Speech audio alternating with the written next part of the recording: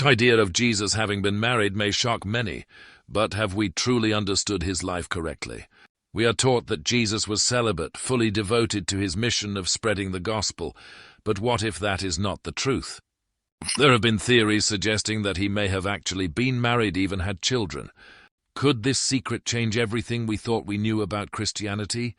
Welcome to our YouTube channel. Today we will explore a question that has baffled scholars and historians for thousands of years. Did Jesus really marry? Don't forget to like and subscribe to the channel so you won't miss these fascinating discoveries. The idea of Jesus marrying has been a deeply controversial topic throughout Christian history, particularly when considering its relationship with traditional doctrine. Traditionally, Jesus is seen as a celibate, pure figure, unbound by earthly emotions or desires. However, the question arises, if this is not true, could his marriage change the way we understand him and Christianity? This perspective not only constructs his image as a perfect being, but also strengthens belief in his divine nature and his extraordinary perfection in the mission of saving humanity. In fact, the idea of Jesus' celibacy was officially confirmed in the 4th century, when the Church faced pagan religions promoting sexual rituals as part of worship. At that time, in order to protect doctrine and highlight the differences between Christianity and these beliefs, the Church presented an image of Jesus as completely celibate.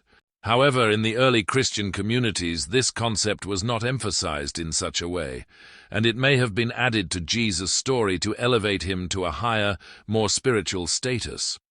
This is something that many scholars and modern archaeological studies have pointed out. In 2012, a shocking discovery was announced.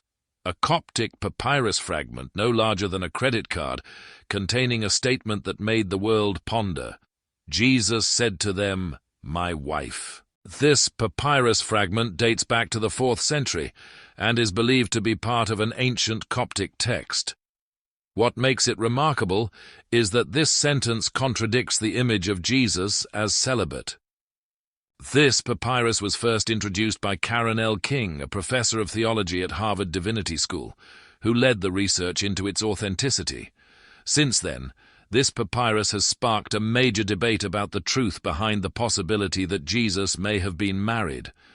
The authenticity of the papyrus has been verified through multiple independent assessments, including evaluations from leading experts in the field. According to King and other experts, the writing style and materials used in this papyrus align with ancient Coptic texts, suggesting it could be a genuine work from that era. However, the question of whether this is a forgery still remains. Nonetheless, one thing that cannot be denied is that this discovery has revived discussions about one of the greatest mysteries in Christian history. Did Jesus really marry? One of the factors further supporting this hypothesis is other documents like the Gospel of Mary, an ancient text discovered in the late 19th century. This Gospel, written in Coptic and dating from the 2nd century, describes a dialogue between Mary Magdalene and the disciples, in which Mary says that Jesus married her and asserts that she had a spiritual role equal to his. Some scholars believe this text could be strong evidence of a close relationship between Jesus and Mary Magdalene, though many remain skeptical about its authenticity. Another piece of evidence that may support this hypothesis comes from the Gospel of Philip, discovered in the Nag Hammadi Library in Egypt in 1945. This text is not a gospel in the traditional sense, but a collection of teachings and sayings of Jesus and his disciples. In it, Mary Magdalene is referred to as Jesus' companion, the one he loved more than all the other disciples. While it doesn't explicitly mention a marriage, the special closeness between Jesus and Mary leads some to believe they may have been married. However, it is important to remember that in the cultural and religious context of that time, it was not unusual for religious leaders to marry. In fact, in Judaism, it was a religious requirement for a rabbi to marry, and most men of Jesus' age were already married. Therefore, it would not be surprising if Jesus followed this convention as well. However, the Gospels that we are familiar with today do not mention his marriage, which leads us to ponder why the authors of these texts chose not to address Jesus' personal life, possibly because they wanted to focus on his spiritual message and teachings. Although these clues are not enough to definitively confirm that Jesus was married, they provide valuable insights into the mysteries that still surround his life. The question of whether Jesus had a wife and children is not just a historical debate, but also opens up new discoveries about how we understand him and the message he left for humanity. Each new piece of evidence, each discovery, makes us reconsider one of the greatest figures in human history. According to the text Acts of Philip, written in the 4th century, Jesus and Mary Magdalene were indeed married in a ceremony witnessed by many of his disciples. This text describes their wedding in detail, including the presence of guests, the exchange of vows, and a celebratory feast afterward. However, the strange details in the description of this wedding have led many to ponder. One of the unique aspects is that the text describes Jesus and Mary entering the bridal chamber unclothed, emanating a light from their bodies. This not only sets their wedding apart from ordinary ones, but also suggests that it was not just a physical union, but a spiritual and divine union. Some scholars argue that the description in Acts of Philip should not be taken literally, but rather symbolically, representing the soul union between Jesus and Mary Magdalene, rather than a physical relationship. They suggest that this is a way of expressing the deep spiritual union between the two, reflecting the noble and pure nature of their relationship. However, some scholars argue that this description actually refers to a real wedding, taking place in the earthly realm, with Jesus and Mary Magdalene as the central figures in a fully tangible marriage ceremony. This broadens the debate over the authenticity of this text. Like many other ancient manuscripts, the true meaning of Acts of Philip remains an unanswered question. Perhaps the details are not an accurate historical record, but a symbolic interpretation, emphasizing the sacred and unique relationship between Jesus and Mary. However, regardless, the evidence from Acts of Philip continues to offer a fresh perspective on the relationship between Jesus and Mary Magdalene, suggesting that they may have had a much closer connection than what we are told in the traditional Gospels. Especially within the context of ancient Jewish culture, where rabbis were expected to marry, it would not be surprising if Jesus adhered to this standard. In fact, throughout history, religious leaders such as rabbis were expected to marry to uphold family values and honor religious rituals. Therefore, the idea of Jesus marrying a significant woman like Mary Magdalene is not unexpected. It could be part of a larger message he intended to convey. Moreover, the relationship between Jesus and Mary Magdalene is mentioned in other texts, such as the Gospel of Mary, a work discovered at the end of the 19th century. This text offers a different perspective on their relationship, when Mary reveals that she and Jesus shared a profound equal spiritual connection. These records highlight their special closeness, making the question of whether they were truly married increasingly complex. Sure, this evidence unveils an untold story of the lives of Jesus and Mary Magdalene, challenging long-held assumptions about him and his relationship with the disciples. The question of whether Jesus married not only changes how we view him as a human, but may also illuminate aspects of Christian doctrine we have yet to understand. While we may never know the exact answer, these discoveries help broaden our understanding of one of the greatest figures in human history. So what should we make of all this evidence? Could it be that Jesus truly married despite what the Bible says about him? This is undoubtedly a contentious question, with compelling arguments on both sides. One of the main reasons opponents of the hypothesis that Jesus married cite is the silence in the Bible regarding his wife and children. If Jesus had married, why is there no mention of his family in the Gospels we have today? This leads skeptics to argue that this hypothesis is merely a modern invention, inspired by contemporary cultural works like Dan Brown's The Da Vinci Code, and has not been substantiated by solid historical evidence. However, there are counter-arguments to these claims. Some scholars suggest that the Bible may have intentionally omitted or excluded any mention of Jesus' wife and children because it did not align with the spiritual purpose of the Gospels. The focus on Jesus' religious life may have led the Gospel authors to decide not to include personal details about his family.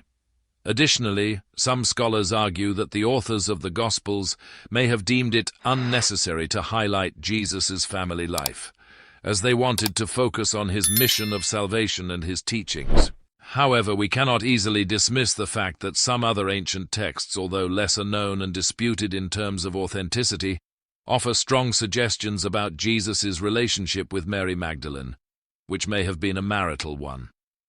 For example, the Gospel of Philip, an ancient Gnostic text, describes Mary Magdalene as Jesus' companion, the one he loved more than all the other disciples. In this text, Mary is not only considered an important disciple, but also plays a central role in Jesus' life. This description has raised doubts that Mary and Jesus may have had a relationship that was more than just friendship. Calling Mary the companion could be seen as a subtle reference to a close and intimate relationship, potentially even a marital one, something not mentioned in the canonical Gospels. While some ancient texts like the Gospel of Philip may spark debates over their authenticity, these writings open the possibility that Jesus may have had a family life that we are unaware of. This challenges traditional assumptions of him as a figure entirely detached from personal life, and raises the question of whether these details might have been erased or overlooked during the compilation of the Gospels we have today. However, we must also consider that there is no direct evidence confirming that Jesus was married in the canonical Gospels. The appearance of texts like the Gospel of Philip and the Coptic papyrus fragments are merely suggestions, not irrefutable proof. Therefore, while we may accept that these hypotheses are worthy of study, drawing a definitive conclusion about Jesus' personal life remains something that cannot yet be confirmed.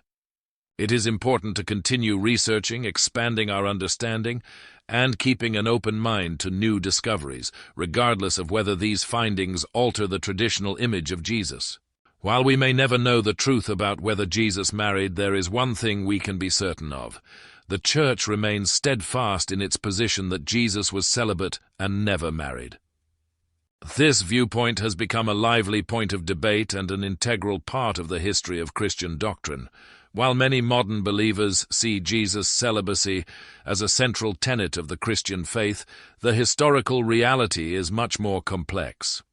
It is widely accepted that the concept of Jesus' celibacy was truly established in the 4th century, when the Church sought to create a distinct identity for its faith and separate itself from pagan religions. At this time, as Christianity was growing rapidly and becoming influential in society, Church leaders saw that one of the ways to distinguish themselves from pagan religions was by emphasizing the purity and superior morality of Jesus. Beyond the theological factor, the promotion of Jesus' celibacy also had practical elements within the Church itself. At this time, the Church was increasingly becoming institutionalized and hierarchical, with a growing number of priests and bishops. The major concern at the time was that if priests and bishops married and had children, they could pass on wealth and power to their families. By promoting celibacy, the Church could prevent clergy from becoming heirs to property, thus preserving the concentration of power within the Church without being divided by generational inheritance. However, not all Christian communities accepted this view from the start. Some early Christian groups, especially the Gnostics, believed that Jesus had married.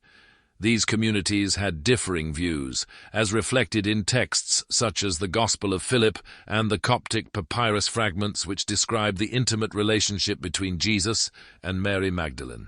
This diversity of perspectives reflects a historical reality that, in the early days of Christianity, there was no consensus on the personal life of Jesus. It is also important to note that the Church's promotion of Jesus' celibacy was not just a matter of historical interpretation, but also had practical consequences for the structure and functioning of the Church. The imposition of celibacy on clergy led to serious issues, including sexual misconduct, abuse, and a shortage of priests. The prohibition and strictness in maintaining sexual purity created a culture of embarrassment and oppression in Christian societies. This can be seen in the Church's prohibition of premarital sexual activity, as well as its restrictions on sexuality in Christian teachings.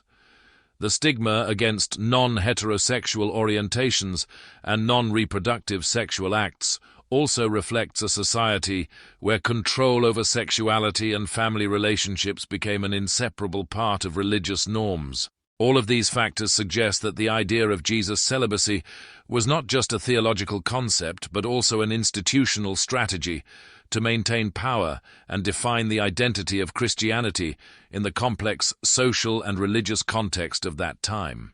When we reconsider all these factors, it becomes clear that the promotion of Jesus' celibacy was an important part of shaping Christian history and culture, but we also cannot overlook the significant questions about the true reasons behind the shift in the perception of his personal life. In recent years, a growing movement within the Church has begun to question the role of celibacy in Christian faith. Some within the Church argue that emphasizing celibacy has contributed to the creation of a secretive, opaque, and even deceitful culture. They argue that a more open and honest approach to sexuality, one that aligns better with the teachings and messages of Jesus, could be the key to building a healthier and more transparent Christian community. These individuals believe that accepting emotional relationships, including marriage, would make the teachings of Jesus more relatable and understandable rather than creating unattainable ideals. So what do you think? Could Jesus have married Mary Magdalene? Or is this just an intriguing theory that will forever remain an unsolved mystery? While we may never have a definitive answer, questioning and exploring different possibilities is undoubtedly an important part of the journey in understanding Jesus and his teachings.